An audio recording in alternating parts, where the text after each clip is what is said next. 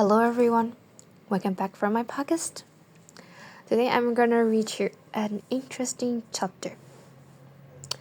The title is The Goldilocks Rule: How to Stay Motivated in Life and Work. This is about someone's history. Okay, let's get started.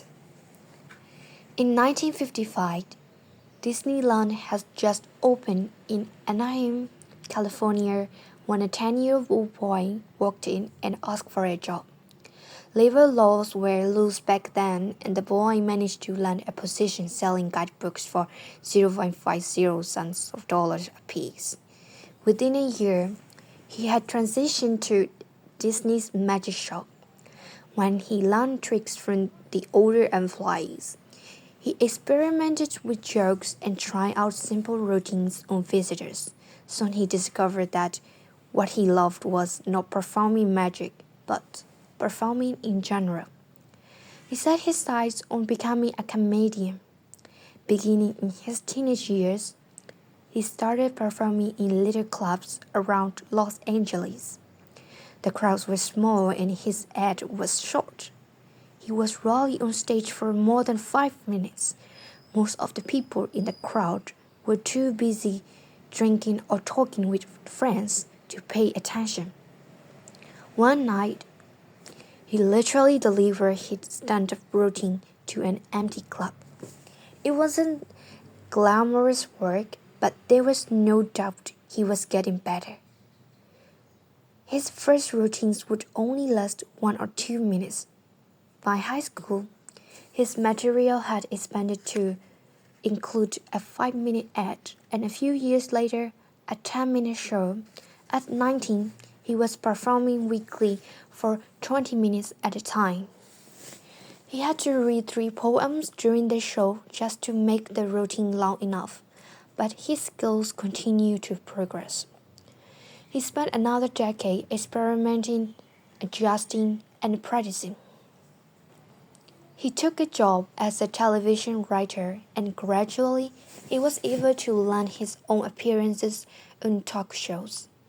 By the mid-1970s, he had worked his way into being a regular guest on The Tonight Show and Saturday Night Live. Finally, after nearly 15 years of work, the young man rose to fame. He toured 60 cities in 63 days, then 72 cities in 80 days, then 85 cities in 90 days. He had 18,695 people attend one show in Ohio. Another 45,000 tickets were sold for his 3-day show in New York. He catapulted to the top of his genre and became one of the most successful comedians of his time. His name is Steve Martin.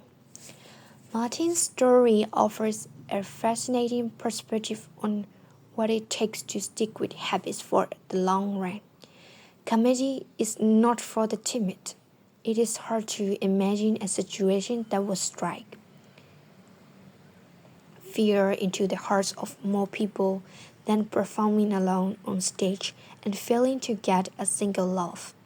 And yet Steve Martin faced this fear every week for 18 years.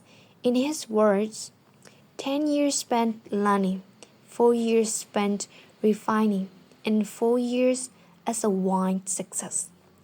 Why is it that some people like Martin stick with their habits? Whether practicing jokes or drawing cartoons or playing guitar, while most of us struggle to stay motivated. How do we design habits that pull us in rather than ones that fade away? Scientists have been studying this question for many years. While there is still much to learn, one of the most consistent findings is that the way to maintain motivation and achieve peak levels of desire is to work on tasks of just manageable difficulty. The human brain loves a challenge, but only if it is within an optimal zone of difficulty.